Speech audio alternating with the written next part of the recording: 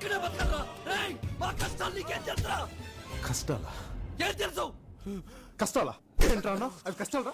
ఖరీదైన బైకులో తిరుగుతూ AC room లో ఉంటూ వేలకు వేల రూపాయలు గుంటలు డిజైనర్ గుడ్లు వేసుకుని తిరుగుతూ రోజుకి 1000 రూపాయలు ఖర్చు పెట్టే నీకు కష్టాల గురించి మాట్లాడే హక్కు లేదు.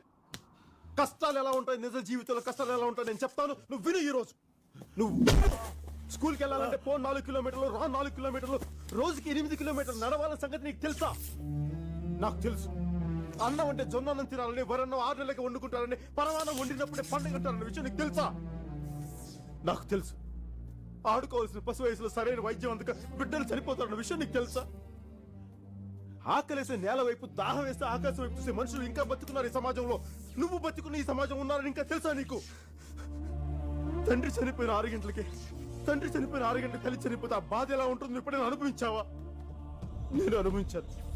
కంటికి కనిపించిన ఏదో ఒక శక్తి కొన్ని టన్నుల బరువుతో భూమిలోకి తొక్కుతున్న నీకు ఎప్పుడైనా అనిపించిందా? వయసులో ఉండగానే బాధతో భుజాలు కుంగిపోవటం ఎప్పుడైనా అనిపించావా? నువ్వెప్పుడైనా అనుభవించావా? మనకి సమాజంలో బతకడానికి మన దగ్గర ఉన్న పేరు, మన దగ్గర ఉన్న అధికారం, మన శక్తి ఏది సరిపోదు. ఈ జనం మధ్య బతకలే, దూరంగా పారిపోవాలి నీకు ఎప్పుడైనా అనిపించిందా? అడవి నీకు ఎప్పుడైనా అమ్మలా కనిపించిందా? తుపాకీ పట్టుకుంటే ధైర్యంగా ఉంటుంది నీకు ఎప్పుడైనా అనిపించిందా? బతకాలంటే ఇంకొకరిని చంపడం తప్ప మనం బతకలేమని అనిపించిందా? నాకు అనిపించింది.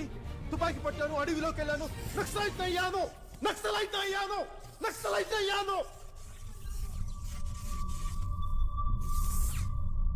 ఇక్కడ కష్టం గురించి మాట్లాడే హక్కు